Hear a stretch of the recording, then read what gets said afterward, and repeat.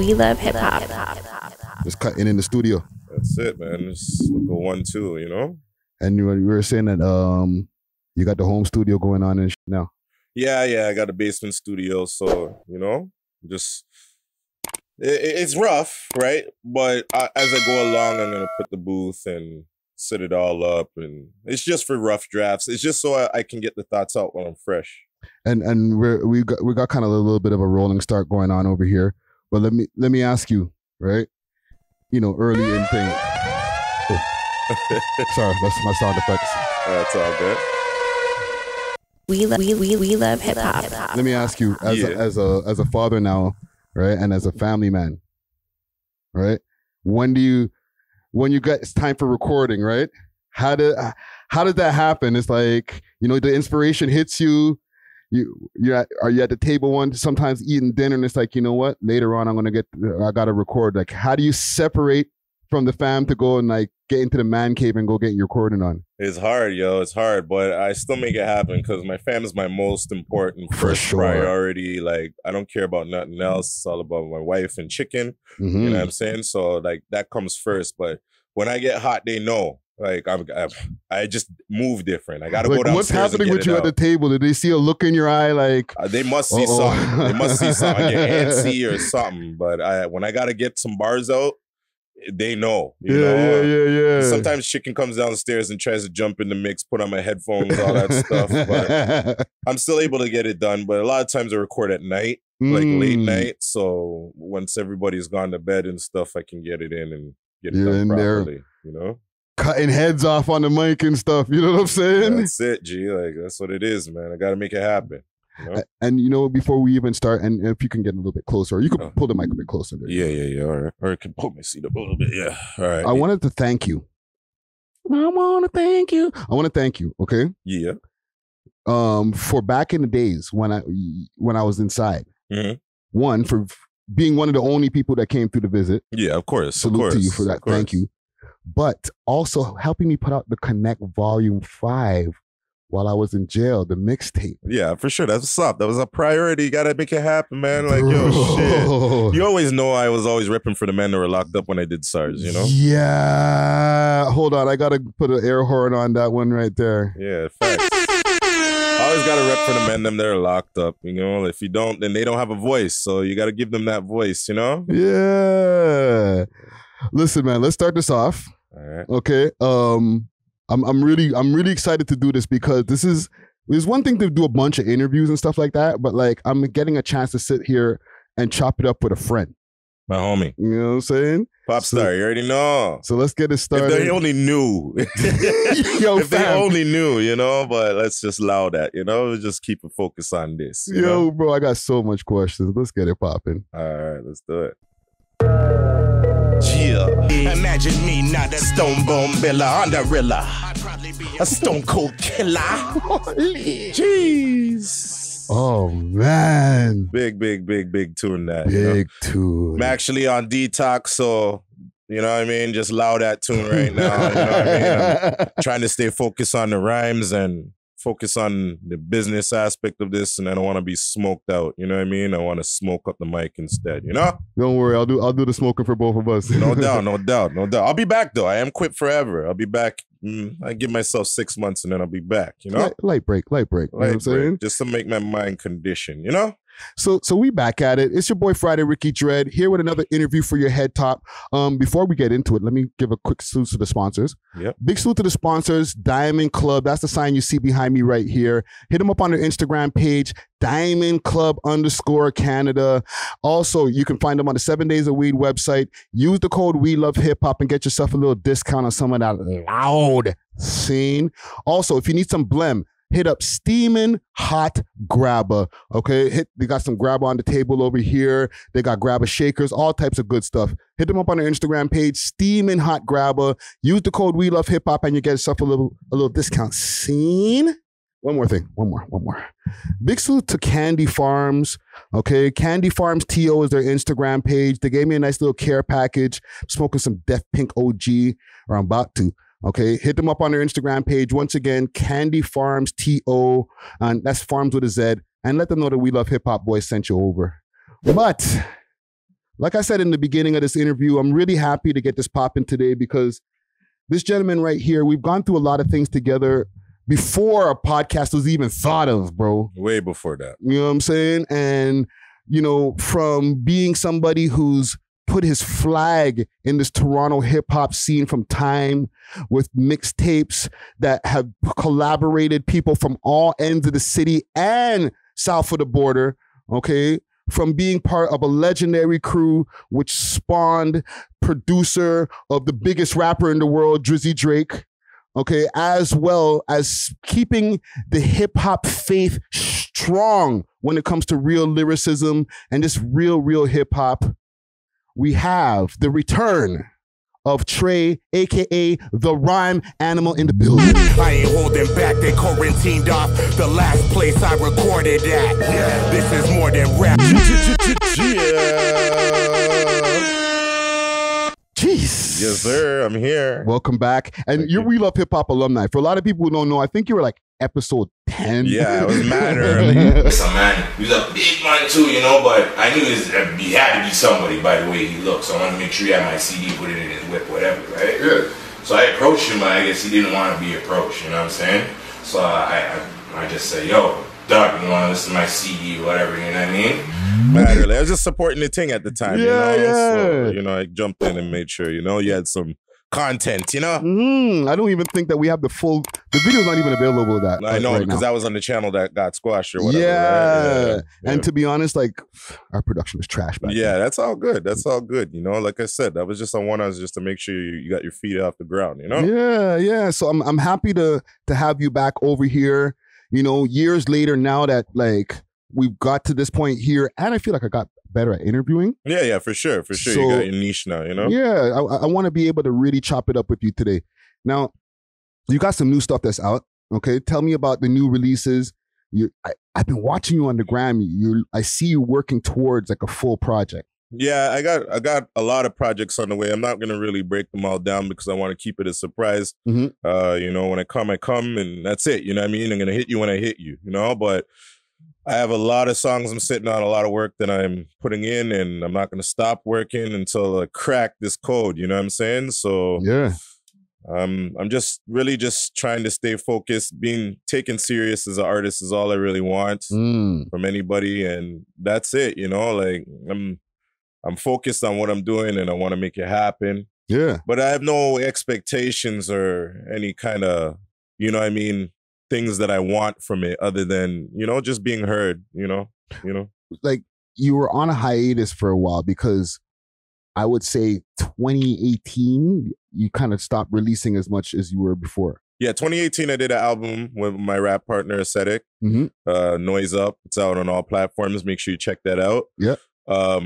We dropped that. That was all right. We did good numbers. It's a real hip hop album, you know what I mean? And we took it to where it needed to go, did videos, all that and stuff. But the game was different at that time, you know what I mean? It wasn't really more for underground hip hop. It was more for the, you know, for the younger generation coming up. You know? That was like the end of the SoundCloud era, or like I guess in the peak of the SoundCloud era for real. Yeah, I guess around SoundCloud rapper era. Yeah, around that time. Yeah. You know, things are changing, right? That's all I really knew, and it wasn't really discouraging. I just didn't know what direction to go, right? Yeah. So then I tried to do a solo album 2020, right? Great Minds Think Alike, and that's when the pandemic hit, right?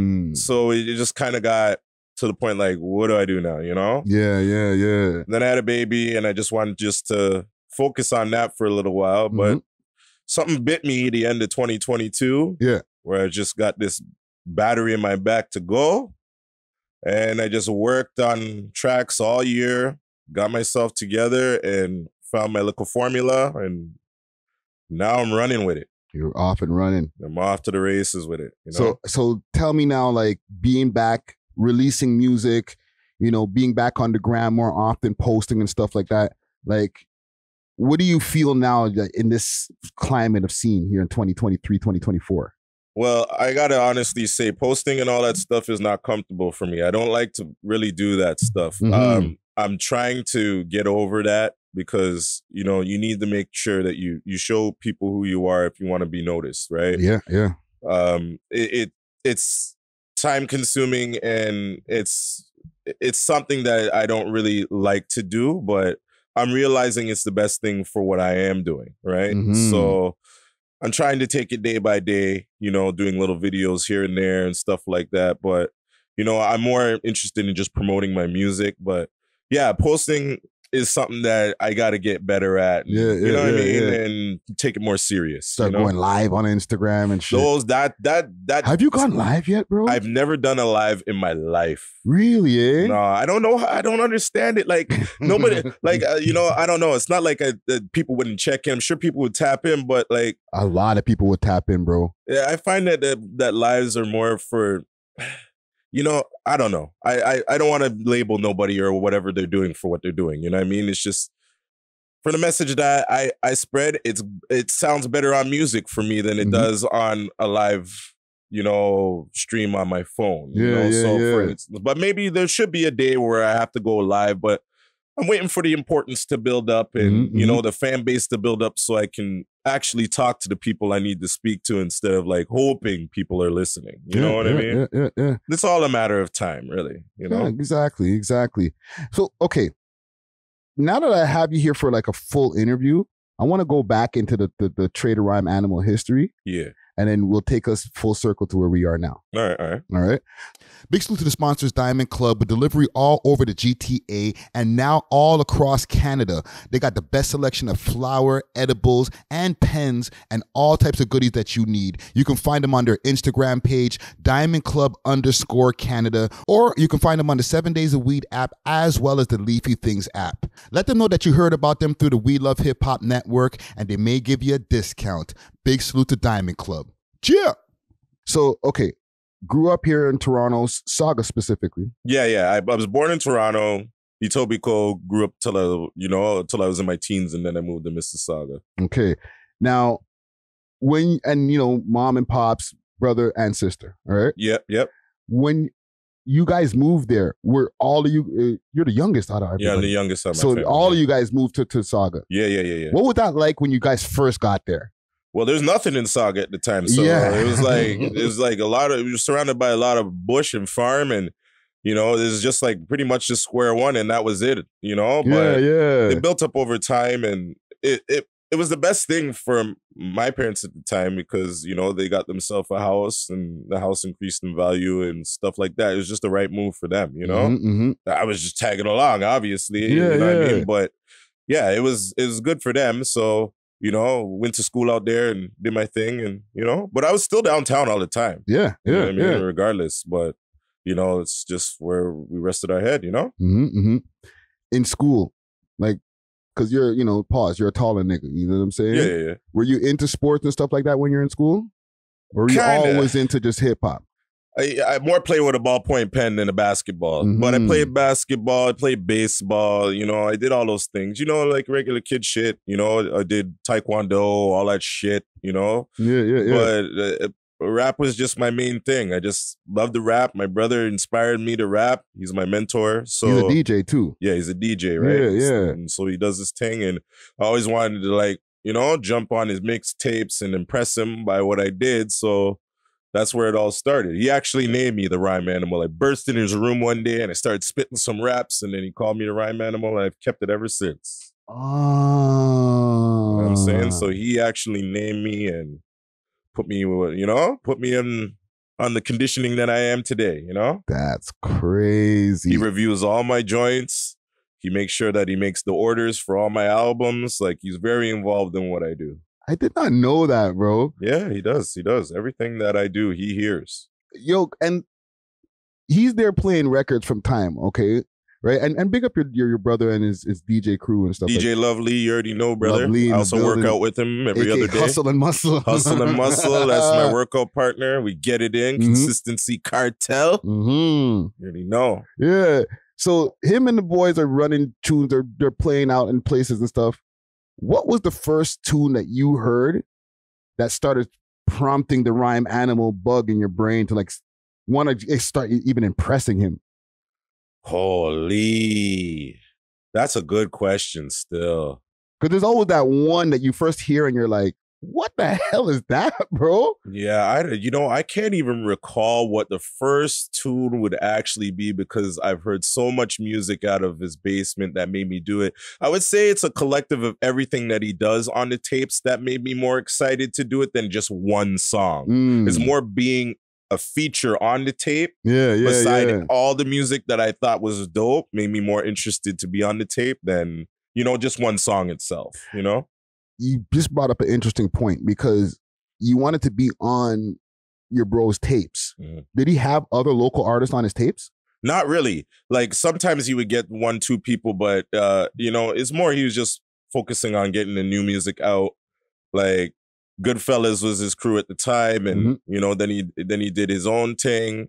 You know what I mean? And like he always had the music in rotation. People were checking for his tapes, So, and then he went to CDs. People were checking for his CDs. So if I was on it, I knew it was going to be heard, right? So I just wanted to just be a part of it. Anything he's doing, I just wanted to be a part of, Yeah. So, and not be corny, I wanted it to actually match with the content that he was putting out. So with that being said, what made you start, like, when did you start your own journey then? Like, all right, I'm not on the tapes, but I want to start being a rapper.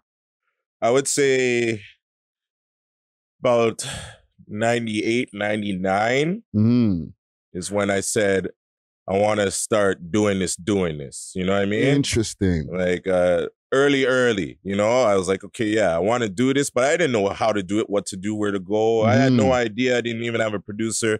I didn't know what was happening. And then by accident, I just met Pill because I was in a group home and I ran from the group home, right? So you were coming downtown at these times? I was actually locked up in a group home, right? And doing like, youth group homes where, you serve your little bit of time in a group home, whatever. I was in one of those things from, some stupid crimes that I did when I was a youngin'. Yeah. And one day I got hunted and I was like, I'm leaving this shit. So I left. And then on the other side of the street was Pill. He lived over there and I ran to his house. He let me crash there for a little bit. And he had like a whole setup of, he had like, I can't remember, he had an ASR and he had some equipment to do what we needed to do, I brought some records from my pops and we started banging out some tunes. And then from there, he was like my first producer who really took me to where I needed to go. And, it just started happening from there. But that's when I took my first stance, is when I pretty much met him. And then I had tracks that I could actually listen to that were done by me and sit down and listen and say, yeah, this is what I want to sound like, So did you have enough tracks to actually put together like a mixtape or anything at that point, or just a few loose tunes? Yeah, there were loose tunes, but pretty much enough that I could have put a mixtape. But, I didn't have the confidence, I didn't think, ready yet to do my own stuff, I was just more focusing on building my own rap career, you know what I mean? And in the background, like during those times, like 98, 90, even like 97, like when you started like, going around downtown, popping up, like what was going on in your life? Like we're years past the stats, so we could talk about certain things. Like what was going on in the background in your life while like you're becoming the rhyme animal, like while you're putting together these rhymes, bro? Oh, I was just on some fuckery when I was a youngin'. I didn't really have structure at that time. I was just doing a lot of bullshit and getting in trouble, fights, crime, things that, I shouldn't have been doing, and, I don't want to take it away from my life, you know what I mean? Or you can't, but at the same time, I wish I was a lot smarter, at that time and knew that wasn't the right direction to go. But, I gained a lot of stripes from it and, I did what I had to do, but if I could turn back time, I wouldn't take it away, but I would curtail it a little bit different. You know what I'm saying? But yeah, I was on some fuckery doing some nonsense that always got me in trouble. And like you're in a group home from like, what, how old were you like at that point? 16? I've been in like, I don't know if people know, like real heads know, like Casada Milton and Delwood, them little group homes. If you were banging as a youngin', you know those places. You know what I'm saying? Mhm. I was in all those way too long and way too much. You know what I'm saying? And I shouldn't have been in those, but I was. And it's just what it was. Connected with a lot of goons, and a lot of them are dead now. A lot of them are gone, and I'm just lucky to be here and I never fell off the edge. You know what I'm saying? Well, now like that we're grown, right? Like in hindsight, what do you think drew you to the streets? I was just outside all the time. Mm. So like really, I wasn't really drawn to it. I was just in it. Yeah, you know what I'm saying? yeah. Like when you're outside, right? Shit's gonna happen. It's not like, you know, I was like asking my moms for money or nothing like that. I was outside getting money. Yeah, You know what I'm saying? Not necessarily doing one thing or the next thing and everything. You know what I'm saying? Mm-hmm. And, you know, you meet people along the way to put you on the things and you just keep going with it, you know? Yeah. So 98, 99 goes through, and then like, you know, you meet Pill. Mm-hmm. Did you meet like Tek Man at that time too? I met Tek Man, Scandalis, all those guys at Pill's house. Okay. Right? Those are the first two guys that I met at an Empire. So you met Tek Man and Scandalis, and you guys are together at Pill's house. In 2000, when the Empire group comes together, how did that happen? Like when, you know, Atom Bomb and Toxic and it's like, and this is before Mezzaih joined the group too. Yeah. Mezzaih joined later, yeah. But that legendary 2000 meeting, like, how did that come to be? Utopia. An imagined place or state of things in which everything is perfect. But here at our Utopia, nothing is beyond your imagination. We offer an enhanced recording experience located in Eastern Toronto. With professional quality recording, mixing, and mastering, we believe that every artist deserves an experience nothing short of Utopia. To experience your own state of Utopia, visit utopiarecords.ca to lock in your time today.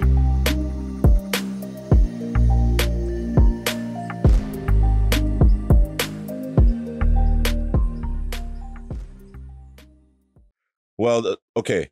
So I met Tek and Scandalis with Pill, right? And then Scandalis knew Bomb, so we went to Central Tech and we met him in Skinny, right? Salute to Skinny the Nutcracker. Yeah, big up Skinny.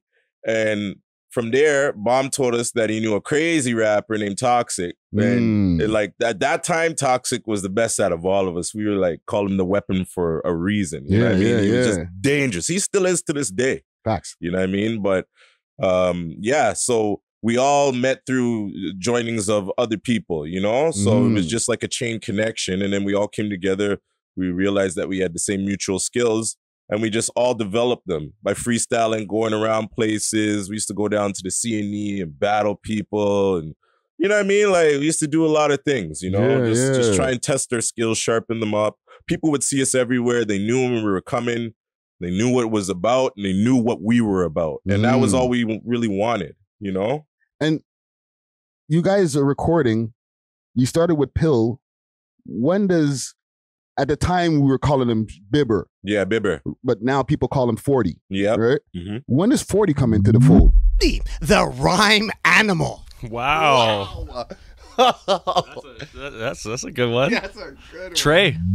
Well, 40 came into the play around early 2000, right? And we did a couple of sessions with him, and then he had a nice little setup in his parents' house. So we used to go there and do what we needed to do, whatever, you know? And then, you know, he started really working with us and started really tapping in with us. And he's the best person on Pro Tools ever I've ever met in my life. Whole facts. And he just made it easier for us to take what we did to the next level. Like, we didn't have to think about nothing. Before you did your first verse, it's already mixed. Then you do the hook. By the time your second verse is done, the song is finished. You know what I'm saying? Like, ready to go on the market, you know? Hold on. Back then? Back then. Wow. He just had this professional sound that, you know, it just could not be matched, right? And he just made it easy for us to work with him. And I appreciate him to this day for that. You know, he's like one of the best people to ever work with. And You know, Drake, that's why Drake is the success he is, because he's got the best producer behind him to make him do what he needs to do. And he knows that.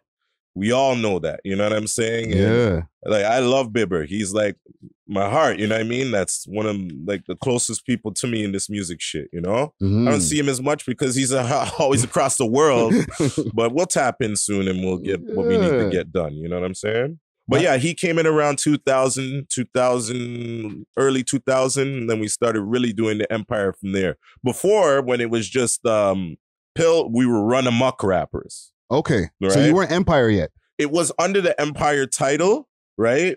But we were considered Runamuck Rappers because that's basically what we did. Run amok when we went places. We, you know what I mean? We wanted to live up to that name. Yeah, yeah. But then it slowly integrated into being Empire after. Okay, okay. Because Adam Bomb was the man behind that, you know? Okay. Yo, fam, you got to understand, to me and to a lot of people, because I bump into people on road, and they'll be like, yo, salute, I love the podcast. Been following you since Empire times. Yeah. And I'll be like, whoa, okay, that's a real one. Yeah, you know what I'm saying? Not to say that any of the other supporters are not real ones, but when somebody tells me something like that, I'm like, oh, you're ahead. Yeah, you're tapped in. Yeah. So there's a percentage of people who they want to know how this came to be, because that was a legendary crew. And then the SARS mixtape movement was a legendary movement. Yeah. But it started with the crew first, and then what inspired you to start putting the mixtapes together? Well, we did the album, The Table of Nonsense, right? And we were bumping it on the street, you know, or selling enough of them.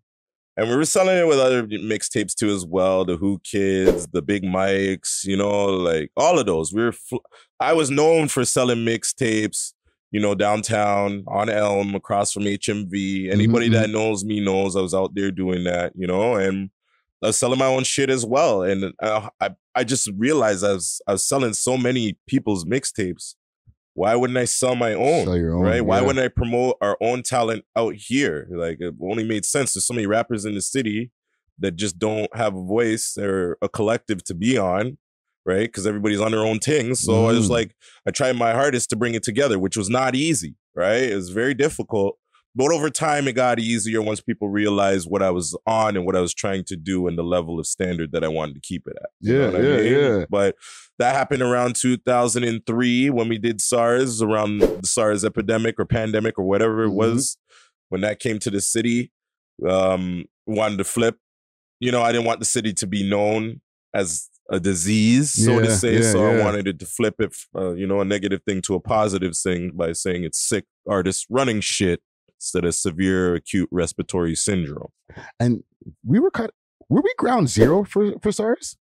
Like Toronto? Yeah, I guess so. I think that like one of the first cases was here. I think there was a couple of cases in China or whatever, but I think like where it really blew up was in Toronto. Wow. Right. And it wasn't as crazy as like a COVID, I guess. But in those times, like anything that happened was, you know what I mean? It was taken a little bit more scary, you know? It was looked at differently because it's first time shit too. Yeah, you know first time shit, you know? So it took its toll on the city for a hot minute, you know? People were scared and wearing the mask. It was just like COVID, to tell you the honest truth. Yeah. You know what I mean? But, you know, luckily we were able to get out of that, and I took the first opportunity to flip it because I didn't want people to think we were known for some dirty disease, you know? So that's why I did SARS. Put it with sick rappers, tried to put them on, and it didn't. If the first CD blew up, we sold a lot.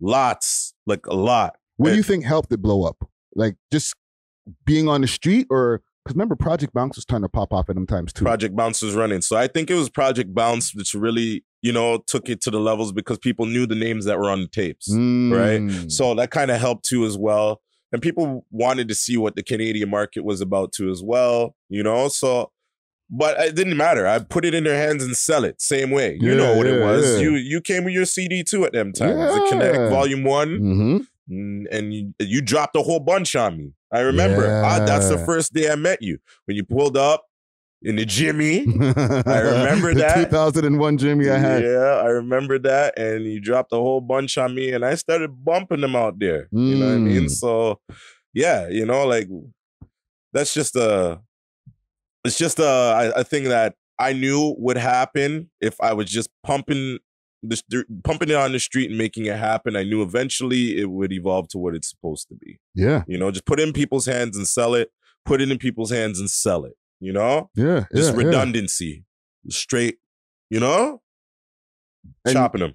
And you made multiple trips across Canada, not just Toronto. Like you went from here to Vancouver multiple times and the East Coast. Coast to coast, 3 times.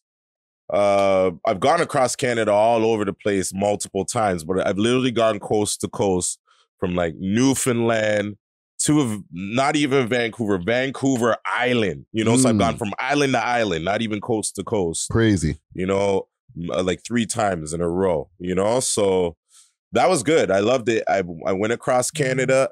The craziest thing is I went across Canada and I did not have one problem with anybody. Nobody tried to fight me. Nobody tried to hurt me. As I'm harassing people to buy my CD, I did it unscathed. You know what I mean? Which is crazy. You know what I mean? Nobody hurt me. Nobody dramaed me. Nobody tried to hurt me in any which way. They just accepted it, what I was doing. Made a lot of money, sold a lot of CDs. Like the S.A.R.S CDs alone sold like over 100,000 copies. Crazy. Easily. You know, like I paid my rent with that shit. Like it was like my income. You know what I mean? Think about the fact that people try to get 100,000 streams now. You sold 100,000 hard copy CDs. Yeah, man. More than that. Way more than that. That's a rough estimate. Yeah. You know, and that's just my CDs, not other people's CDs, not all the mixtapes I sold, not all the DVDs I sold. Like we sold the Real Toronto DVDs too as well. Like we sold a lot of shit on that corner. You know what I mean? And not just CDs as well. People may think that, but it's not just CDs. We did a lot of things on that corner, you know? And it was, if you know, you know. If you know, you know? But, you know, it was well plus 100,000 CDs. You know what I mean? And you know, break it down. That's $1 million. You know what I mean? $10 a pop. Yeah. Like, that's $1 million. As crazy as it sounds, but yeah. You know what I'm saying? That's crazy. I wouldn't even think of it till I actually sat down and broke it down the other day. That's a milli. yeah. And them times too, because this is like we're going over 10 years ago now, right? Yeah, sure. You know, not in a long space of time, of course. Imagine if it was all in a year, then I'd be rich. But yeah. Over time. You know, it's 9 series. You know, so yeah. But yeah, it did what it did. Pop, still known to this day. I seen man posting SARS 2 just the other day. You know what I mean? People still have them. You know, it's still a legacy. Stickers somewhere in some places too. I still see stickers too. I know. I'm gonna revamp the stickers. I'm bringing those back out. You know, trust me. No, that was a legendary movement, and even with getting rappers together on, like, just to stay on there for a minute, right? Getting rappers together to be on there, right? Did you already know rappers? Because remember, we didn't have social media to just DM people. Yeah. Right? So how did you get in contact with that many people, fam? You had people from all ends of the city, bro. Well, it was a chain effect, you know, like you meet one person and you meet the next person and they want to put on their bro or whatever. It was all email, you know? So, you know, like people would hit me up on my email and, you know, send their joints. Some would never make it no matter what. Others would make it, you know, off of the strength of the rhyme, you know? That's what we geared it off of, you know? And if you had talent to, you know, match with our talent, then we'd add you on, you know? And, you know, we tried to make the tape as long as it could, you know, like 20 plus tracks, you know? But yeah, if you had the skills to break ground, we put you on. Not to say that I was a person that was going to dictate that and know, oh yeah, your talent is this. It's just what I expected. You know what I mean? Low key, you were the curator, bro. I guess so, you know? You know, you just got to make the Trey rhyme animal cut, bro. It's got to make the rhyme animal cut. Yeah, I guess so. You know, it was the standard that I had. And yeah, if you made it, then you get put on. A lot of people were thankful for it, you know, and I just wanted to help the city. I just wanted to put people on. I still do, you know, I still do. Some people, they're hesitant or whatever, but that's what I do. If I could be an A&R, I would. But you know, I just take it step by step for what I want to do. You know what I mean? Bro, imagine like a SARS mix series now with all these new rappers. I'm gonna do it still. I'm gonna do it. I'm gonna bring it back, but I just don't know how I'm gonna attack it yet. I don't know how I'm gonna attack it yet, but I'm gonna bring it back again, you know, and start really like hollering at people. But I'm gonna start with our era and integrate it with the new era. But you have to have bars. If you don't have bars, then it's not happening. You know what I mean? And one thing that we didn't have back then, or we had, but it wasn't as much of an issue, or maybe you can maybe expound on this, is Pollies. Because imagine you're getting people from all ends on the same mixtape. Yeah. Okay?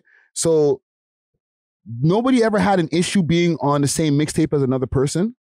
Oh, yeah. There was Pollies back then. But it wasn't as... We didn't have the gram to see it. Yeah, it wasn't as popular. If you were in the street, you knew there was Pollies. Yeah. You know what I mean? There's certain mans that didn't like each other, certain people that didn't mix no matter what. Mm-hmm. Right? And you couldn't do anything about it. It's just the way it was. But, you know, like, off of the strength of the rhyme, it was different. You know what I mean? It wasn't as detrimental as it is now. You know, now it's like, it's kind of out of control now, to tell you the honest truth. But, you know, it is what it is, right? Like, I'm never going to knock a man to say what you're doing is wrong or whatever. You know, it's what you're doing is what you're doing. But, you know, like when you're out there and you're doing things and it starts to affect your direction of your life and your talents, then, you know, you're going too far with what you're doing. You know what I'm saying? Like, you're going way too far out of your spectrum. You know what I'm saying? Yeah. And you have to understand that there's more than that little, you know, 30 seconds that you get to your life with the Pollies. You know what I'm saying? Like, you want to avoid politics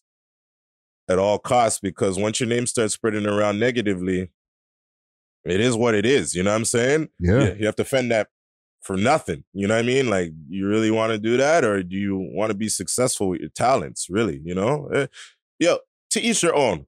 But that's me. You know what I'm saying? I'm not going to mix myself in some stupid Pollies when I know that I can push myself forward without it. You know what I'm saying? Yeah, and yeah. everybody should take that advice. You know, like, it's not worth it at the end of the day. People talking about you negatively is never a good thing. You know what I mean? It's not good. You know? So I hope the youngins could understand that, you know, that little cloud chasing thing that you do for, you know, your name to be mentioned negatively is a small spectrum of this shit, even though it gets you hyped really quick, puts you on fast. It's so small compared to what you're like. You'll regret it later in life. You'll have to change your direction, and those Pollies will just get in your way. They will, no matter what. Yeah. You know what I mean?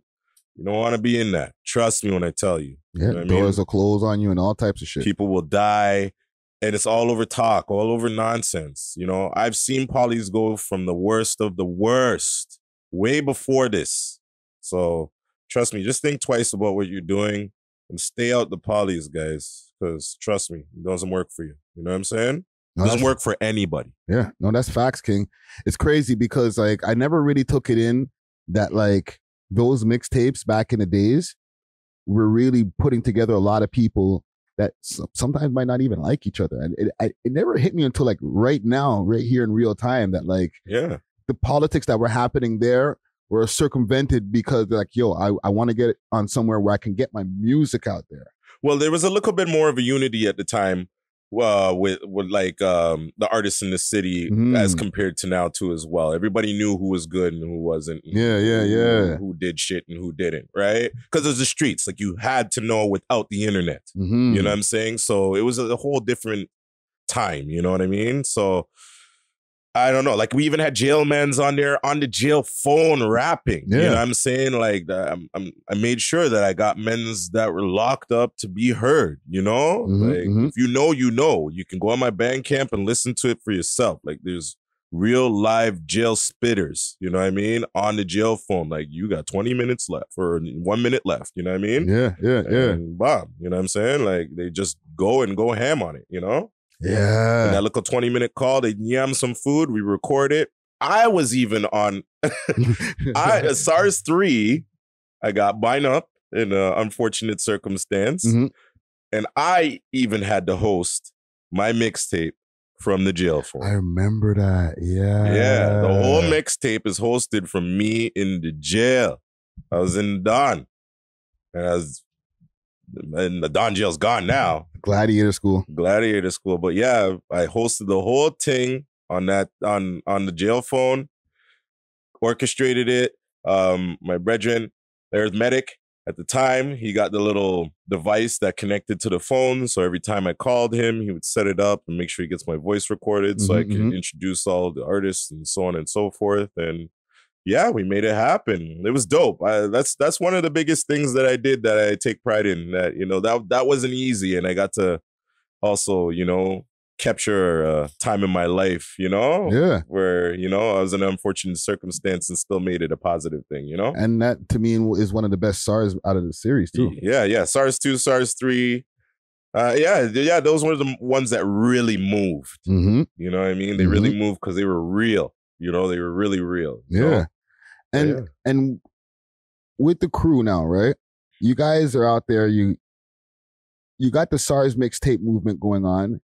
Empire as a crew is there gaining a reputation for being serious spitters and, you know, kind of a reputation for tearing up places and stuff too. Yeah, we were just wild. Right? How did, from 5, did it go to 6 with Mezzaih?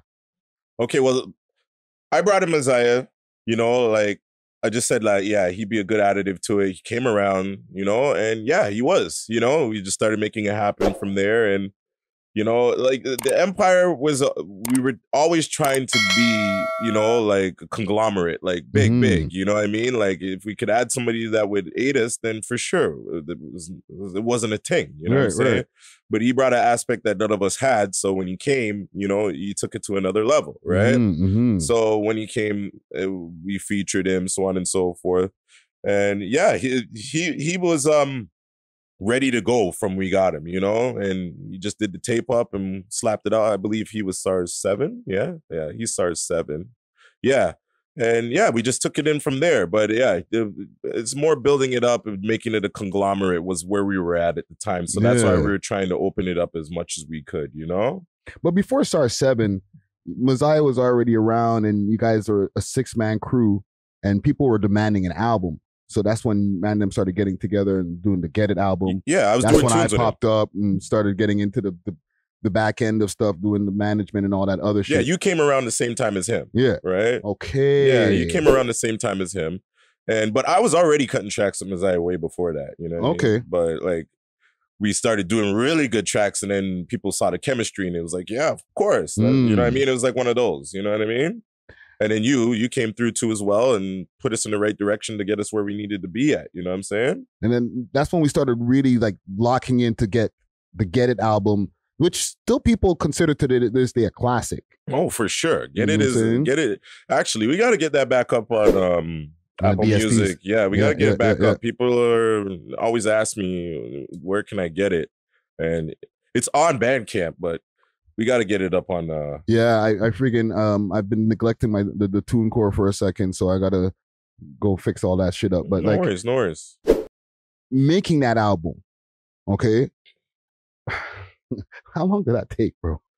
That took a while. Still, we were really nitpicking and making sure everything was perfect. You know. 40 was there with us doing it too. Remember, we pretty much recorded the bulk of it from studio to studio. Yeah, remember we were in the carpet factory or whatever. Yeah. I think that's where we did most of it, right?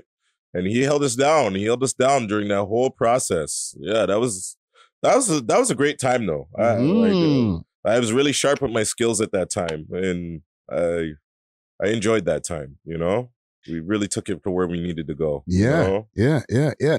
During that time, this is also when we met Drake. Yeah, that's around the same time. Yeah. When he started popping up at the different shows and different things. His come up was around that time, yeah. Yeah. Fam, like that when I really think back, bro, because that album has so many legendary producers. Tone Masons is on there, Rich Kid. You know what I mean? Like, people are missing. We put in work on that album. Lots of work on that album. Yeah.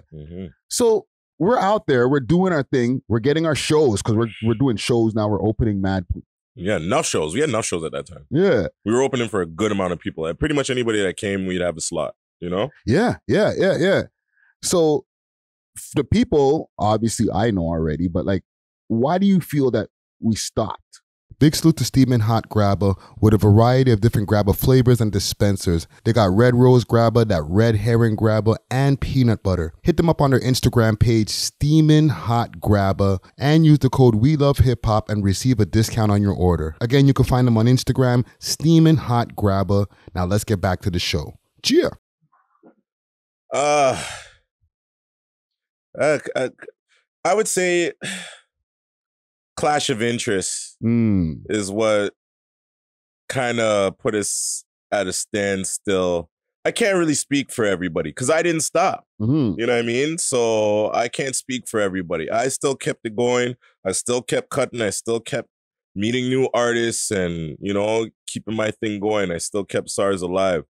But I think a clash of interest is what really put a stop to it. And, you know, it's unfortunate because if the egos didn't take play, then the clash of interests wouldn't be as severe. But, you know, like when you're dealing with rappers, there's going to be egos, there's going to be problems that, you know, you're going to run into, right? Yeah. Unfortunately, it was just something that couldn't be fixed, you know what I mean? Yeah. But I still speak with majority of everybody same way. I'm necessarily not the problem, so to say, or the problem that occurred. So like, I don't really want to speak on all that, but it's just more for the fact of a clash of interests can really stop the momentum of something. And it's unfortunate because we had all the qualities to take it where it needed to go. You know what I mean? Yeah. It's wild because during the time when like the Get It album came out, that would be 2009. Yeah. This is also during the time when Drizzy was starting to bubble and starting to get more radio play, different things like that. And it's unfortunate because when the group stopped like putting out music together, it was like we were in the same place at the same time. He was out of here, bro. But that was meant to be because that's how you linked up with 40 and so on and so forth. It was just how it was supposed to go. You know what I mean? Like you can't call it like, you know, the planets do what they're supposed to do and they align you the way they're supposed to align you. You know what I mean? Like, some people lose and some people win out of that. And that's just the way it was supposed to go. You know? Big up to the whole OWL camp. Make sure you guys keep running your things. Do it. You know what I mean? That's the way it's supposed to be, you know? And it's just so that it happened like that. And I'm glad it did because, you know, look, we have the biggest star in the world from here. You know what I'm saying? Yeah. You know, like busting Michael Jackson records, Beatle records. Like it was supposed to happen. You know what I'm saying? I think it would have happened no matter what. You know what I'm saying? So it's just how the world works. You know what I mean?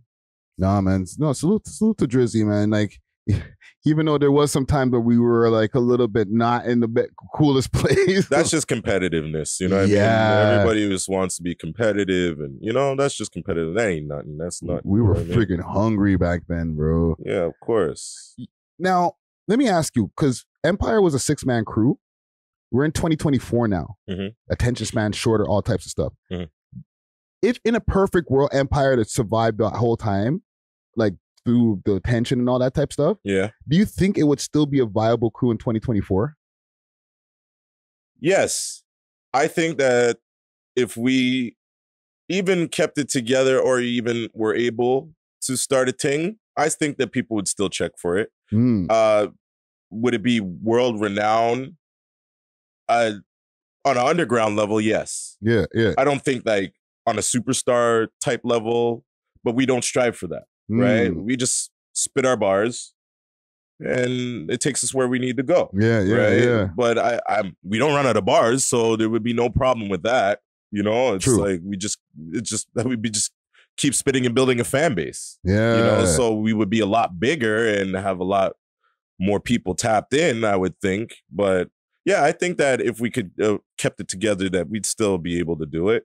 You know, well, because like Adam Bomb is still active. I'm still active. Like we're still doing things. Like you know, well, only us two really that I see right now. And Mezzaih, he's still doing things too as well. You know, so hopefully, you know, like you know, people can understand that we're from that era and we're still trying to make it happen. You know, it's. I just ask because like now the average song is like a minute and a half.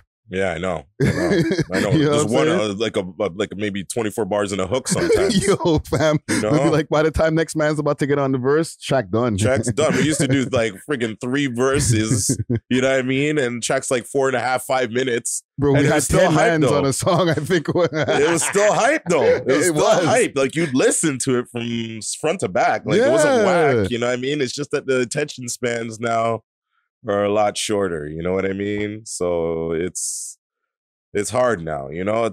No, it's not hard, it's just different. Yeah, It's just different. yeah. Technically, it's easier, but you have to have a good game plan to attack it. You know, Mhm. like what makes it hard is the way you go about it. You know what I mean? Yeah. More than anything else. You know? What do you like about the music scene now? And what do you don't like? Or what do you don't like? What do you dislike?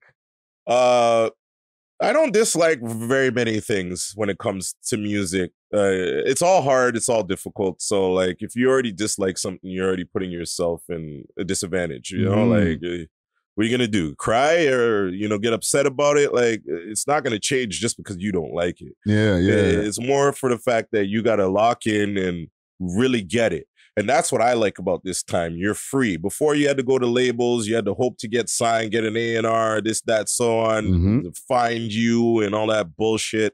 Now, all you got to do is just eat and just go in, present yourself the right way, and things will happen for you. Some people blow up overnight off of one song just because they presented it right. And that's what's good about this era, So I am a fan of this era for that. It took me a minute to figure out how it works, but I'm still doing it my own way. Like I want longevity in it because I don't necessarily want to blow up overnight. I want to be able to give the people everything I got by the time it's launching. They know who I am, what I'm about. Like I said, I don't run out of bars. I don't run out of content. I get inspired off of different things at different times, and I just go in, So, like, I'm glad that there's a platform now for me, myself, to upload my own music at the time when I'm ready to present it to the people. Yeah. Like, it's a whole different game now, And I appreciate that, because I feel like I'm more in control of my own destiny. You know what I'm saying? And you could be accumulating fans in like anywhere in Japan, Spain, Japan, wherever. I see on my analytics now that Japan's tapping in a lot, and that's weird. I would never even think that. You can't move a SARS mixtape over there in my hand. Well, hey, you never know, man. I might just take that flight. You know what I'm saying? But now that there's some people expecting, like, hey, I'm gonna go. I heard you. I'm gonna go. I'm gonna go for sure and see what it's about with my own eyes. I'm that kind of guy. I need to see it for myself to know what's real. Yeah. You can tell me all you want, but I need to go and see it. You know that. No, I know. Yeah. But it's just so beautiful now that we can have analytics to be like, oh, I got 20% or 15% people listening to me from Japan. Yeah. Let me go see if I can get some business going on over there. It's dope. It's dope. You know what I'm saying? I really keep, more than anything, the plays, whatever. You know what I mean? I keep track my analytics to see my direction, where I can go and where I can improve what I'm doing. Yeah. Not really worried about the plays too much because I know my music is timeless, not to toot my own horn or whatever, but I try to make timeless music. So it doesn't matter when you hear it, you're going to hear it and then you're going to be like, oh, that's him. You know what I'm saying? So I'm good with that. If you can take as much time as you want to tap in, but more or less what I'm more interested in is who and what they want from where. You know what I'm saying? So when I can go and do shows, I can show them what I want and what they expect and so on and so forth. That's more important to me, Yeah. It's like, I want to add on to that as well, because you mentioned a few times in some of the last things that you were saying about blowing up. But I feel like we're in a time now where a rapper doesn't have to blow up. No. The rappers who do quote unquote blow up, they might be like the Coil Rays of the world or a Lil Durk and all that. Yeah. But then there's a whole bunch of other rappers that people don't know their names, maybe in a household name or whatever, but their fans know them, and their fans are in the thousands and they stream in the hundreds of thousands and millions because they just developed their fan bases. Yeah, everybody can have their own success now. Yes. Right? And it's not that you know, you're stealing fans from another person, or that's one. Just people just know how to tap into your shit. If it's something that they like, the platform's open for them to tap in, and that's it. You know what I mean? Like, you could have your own, you know, lane. You know, and that's the best thing about this time. You know, you don't have to jump on nobody else's. It's better if you don't jump on anybody else's lane. You keep your own, no matter how long it takes. Yeah. You know, you get to a point where, you know, people are like, oh, this is what I like, you know? And the more original and the more, you know, like, the more that it's not a cookie cutter kind of formula is the better it is for you, because then people want to see what you're about more than something they've already seen before. Yeah, and then you find your like-minded people. That's it. You know, you're connecting with people that, you know what you're on and what you're about. Yeah, you know, that's what I love about it. So that's why it took me a minute. Like, I was intimidated of this era at first because it's a lot to jump into. And then I was just like, you know what? I'm gonna do this. I don't care. You know, I'm not going to think about anything else but what I'm focused on, you know? And that's why I'm more just cut my own tracks and doing my own thing. I'm not really trying to collaborate too much and trying to reach out, because I'm trying to find my own lane. And then once I build my own little lane, then I could drive with some other people in that lane. You know what I'm saying? So then I'm trying to figure this out the way I want to figure it out and control it the way I want to control it, so I can make it happen for me. You know what I'm saying? I've always been trying to help other artists, but now this time I want to do it for myself and make sure that I put myself where I want to be, and I can, you know, tap into the fans that are interested in my music and what I do. You know what I'm saying? Yeah. You know, and I believe I can do it, and I'm gonna. That's it. I've already signed up. I'm done. You know what I'm saying? We're in it, man. I'm in it. I'm in it. It's not can I or I hope. It's I will. You know, so just look out for me, because I'm coming like a freight train. You know what I'm saying? Nah, fam, I rate it. I see how you've been moving out here.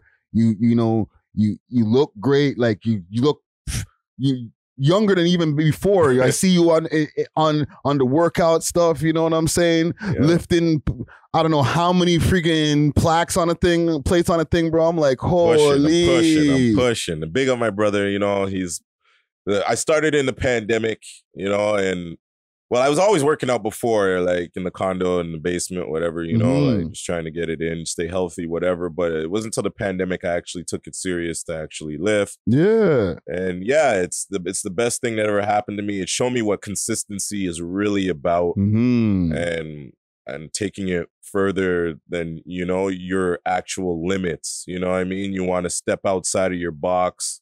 You know, all those things come from weight training, and it's the best thing I've ever added to my life. And I got to big up my brother for that, you know? No, my salute, man. Yeah, salute him, you know? So, nah, man. But yeah, I try to stay fresh. I try to stay, you know, healthy. Yo, if you're not mentally and physically healthy, something bad's gonna happen to you. Facts. You know what I'm saying? So, like, even like I said, I'm on my detox right now. Anybody that knows me knows I smoke like an animal. I smoke like you. But I don't know, man. And just this year, I just needed that clarity for my mind, for my body. You know what I mean? I just wanted to not drink, not smoke, no sugars, nothing, just straight water, yo. Yeah. Just water is all I mess with. As you can see, I got my big Fiji water right here. This is what I roll with all the time. It's how I'm going to be for like 6 months, and it's got me doing real good right now. I suggest it to everybody. Water diet, y'all should try it. For sure. Believe you me, it will change your life. It's hard at first, but once you get into it, it's the best thing for you. Clarity is the best thing the human body can have. Yeah, you know you're probably feeling a lot of mental clarity from that. Yeah, the dreams are crazy though. You know what I'm saying? Like, I don't dream when I smoke, but when I don't smoke, my dreams are mad, guy. Wow. But yeah, your brain is active, you know, like, you know, I think better, I move better, you know, like I'm with it, you know? So I'll never take that away from anything, you know? You can be healthy out here. They promote a negative lifestyle in general. You know what I'm saying? It's hard to be healthy. You know, it's hard to think in that mind state. You have to put yourself there by determination and consistency. And that's something I expect everybody to take seriously. like on that Styles P shit. You know what I'm saying? Mhm. He's an inspiration of mine because, you know, he doesn't play with it. He lets people know and he expresses it the right way. He has his own products. That's gold to me. You know, that's golden.